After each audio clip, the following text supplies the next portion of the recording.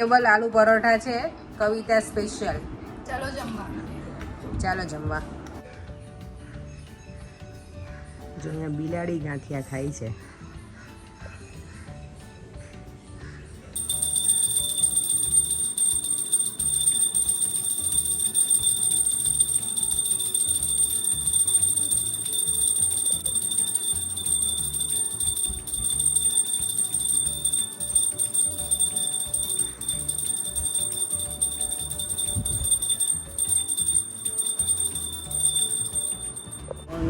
જય શ્રી કૃષ્ણ. તો અમે લોકો છે ને કાલે ગયા હતા ને અર્બન ચોક, ત્યાં રિટર્ન અમે ઘરે આવવાના હતા ને વરસાદ બહુ હતો, શરૂ થઈ ગયો હતો અને અમે લોકો છે ને બધું ત્યાં હોય જોતા હતા. તો મમ્મીનો પગ છે ને થોડો શું કહેવાય ચાલતા ચાલતા સેજ પડી ગયા છે, તો એને હાથમાં દુખે છે ને થોડું. તો અત્યારે પપ્પા લઈને જાય છે ને દવાખાને. હે ને મમ્મી? બહુ દુખે છે મમ્મીને, થોડોક હાથ દુખે છે એક બાજુનો, એટલે કીધું બતાવી આવો. આજે મમ્મીને ઘરે જવાની હતી ગઈકાલે રાત્રે જ, પણ પછી મમ્મીને દુખતું હતું ને એટલે મેં કીધું કે રહું થોડો ટાઈમ પછી જઈશ. જો પપ્પા લઈને જાય છે મમ્મીને. હું તો કાંઈ એક્ટિવા ચલાવતી નથી, મને અહીંયા દવાખાને નથી ખબર આ એરિયામાં, તો એટલે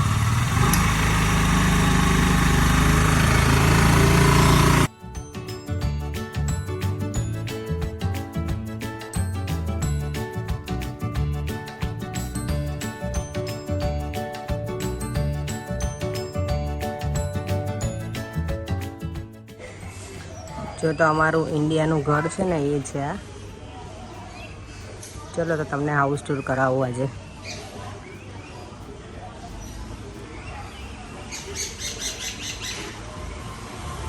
જો આ તુલસીનો પ્લાન્ટ પણ છે આગળ એન્ટ્રન્સમાં જ.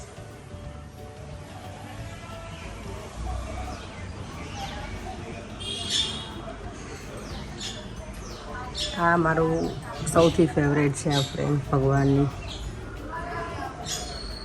પછી અહીંયાથી મેન છે રિસેપ્શન.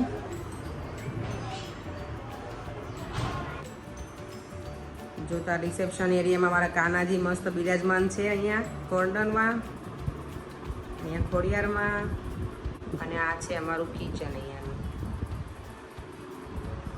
અને અહીંયા સામે છે ટોયલેટ બાથ.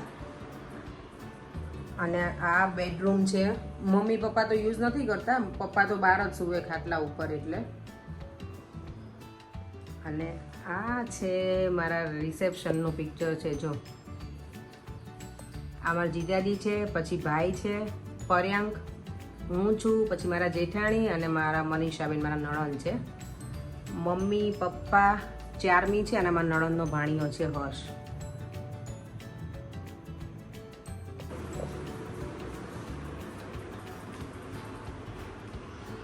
જો હવે છે ને ઉપરનો ફ્લોર તો ક્યારેય મમ્મી ને પપ્પા કે કોઈ અમે યુઝ ના કરીએ, કારણ કે એમને જરૂર જ ના હોય ને, 2 જણ રહી છે અહીંયા એટલે. આ ગેસ્ટ રૂમ રાખ્યો છે એટલે અમે લોકો આવીએ, પણ સમરમાં આવીએ ત્યારે તો અમે યુઝ કોઈ નથી કરતું. અહીંયા એક બીજો ટોયલેટ બાથ છે, નીચે છે એ રીતનું જ.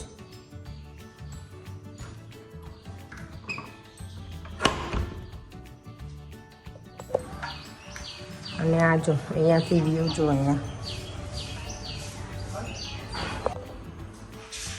આ છે બીજો બેડરૂમ.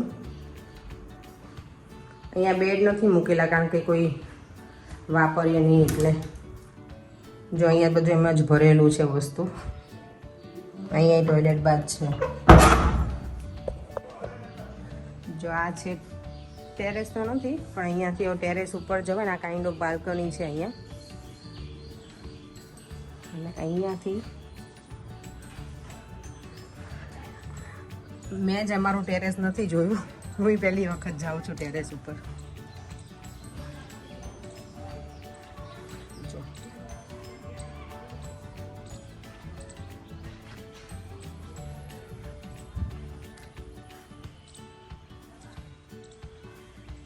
જો અહીંયાથી આ વ્યૂ આખો.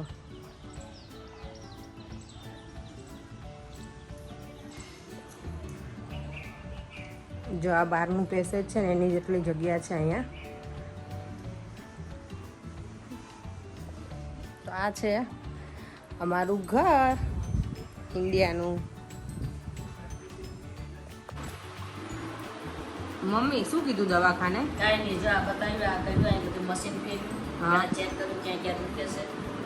પછી ખાલી મશીન ફેરવી દીધું અને તેલની માટલી આપી અને ગોળીઓ લખી આપી. આવું લાગે તો બતાવી જશે. એટલે કઈ વધારે નથી ને? કાંઈ વધારે હા, હા તો- તો હાથે હલે નહીં, જલે નહીં, ઊંચો ન થાય, બધું અવારમાં કામ કરવું પડે. હા ઠીક, તો વાંધો નહીં. આને તો કંઈ બહુ એટલું બધું છે નહીં મમ્મીને, એટલે ટેન્શન જેવું નથી. કારણ કે મને ટેન્શન હતું કે આ મમ્મીને કંઈ વધારે ના હોય.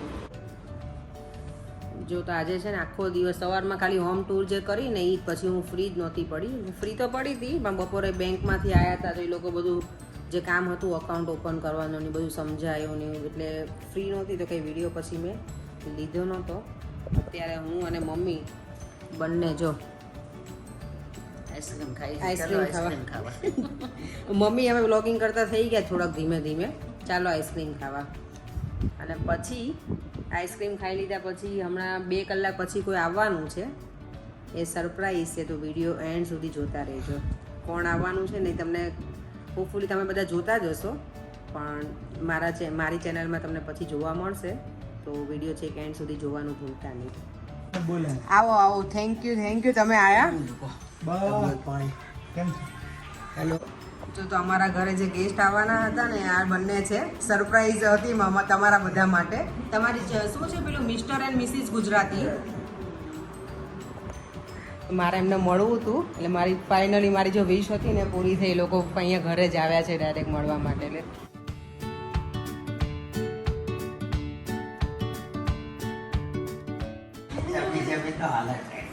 આવવાનું છે પછી તમારે. કરણભાઈ અને હેતલ બંને સ્પેશિયલી મળવા આવ્યા હતા. થેન્ક યુ સો મચ બંનેને. સ્પેશિયલ ફરમાઈશ હતી તો એ લોકો બંને અત્યારે આવ્યા હતા. ઓકે સારું, ચલો મળ્યા પછી. હે ને? હા, તમારે હોટલ ઉપર અમને બોલાવજો તો અમે ત્યાં આવીએ. જવાનું. ઓકે સારું, તમે સ્ટાર્ટ કરો ને પછી અમે આવીશું. પણ હું જતી રહીશ ત્યાં સુધી. કરણભાઈ નેક્સ્ટ ટાઈમ આવો ને. જઈ આવીએ ને. હા, ત્યાં સુધી તો I think થઈ ગયું હશે. મેં 18 તારીખે જવાના છો ને? હા 16 તારીખ પછી 15 તારીખે તો I think staff આવી જશે. એવું છે? ઓકે, તો અમને કહેજો તમે. હા તો આવીશું. સારું, ચલો. મૂકી જ દઈશ. Okay bye. જો તો હું હવે છે ને મારા મમ્મીના ઘરે પાછી આવી ગઈ છું. અહીંયા રિટર્ન એટલે મીન્સ કે અહીંયા ફરીવાર મળવા આવી છું. એવી રીતે પાછી નહીં. થોડાક દિવસ હવે છે, 1 વીક તો મેં થોડાક દિવસ અહીંયા રહી આવું. અને શોપિંગ બાકી છે હજી, અહીંયાના બધાના ઘર બાકી છે તો એ પૂરા કરી દઉં. અને આજે જો કવિતા મારા માટે શું બનાવે છે? આલુ પરોઠા. જો આલુ પરોઠા બધા બનાવીને રેડી કરી દીધા છે કવિતાએ. થેન્ક યુ આટલી ગરમીમાં આટલી મહેનત કરવા બદલ કવિતા. હજી વધારે ગરમી કરવી હોય તો ચટણી ખાવાની મળે. ના ના, આ જોઈને તને કેટલી ગરમી લાગી એમ કહું છું. ચાલો બધા, વેજીટેબલ આલુ પરોઠા છે કવિતા સ્પેશિયલ. ચલો જમવા. ચાલો જમવા. ભાઈ સાહેબે તો જો યોગurt વાળી લસણની ચટણી બનાવી છે એની જોડે. છાશ તો મને જોઈએ જ કાયમ. અને જો આ યોગurt એ લઈ આવ્યા છે કે તમારે ઘરનું ખાવું હોય બહારનું જે ખાવું હોય એ બધું. બહારનું મને ખાવું છે પણ દહીં નથી ખાવું બહારનું. મને પાઉંભાજી ખાવા જ બહારના. ચાઇનીઝ ખાવું. ચાઇનીઝ ખાવું છે ભાઈ.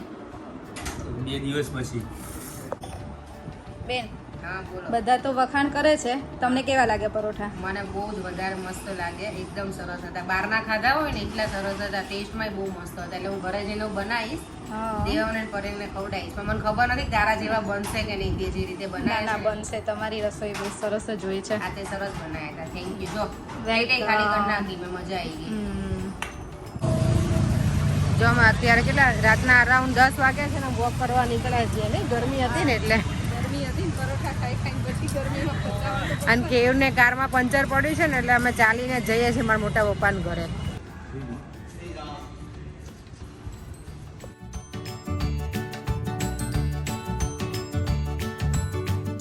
અત્યારે વાગ્યા છે રાતના 11 અને વરસાદ એટલો બધો છે ને કે અમારે બરફ ખાવા જવું હતું ને એ ના ગયા અને ઘરે જ રહ્યા.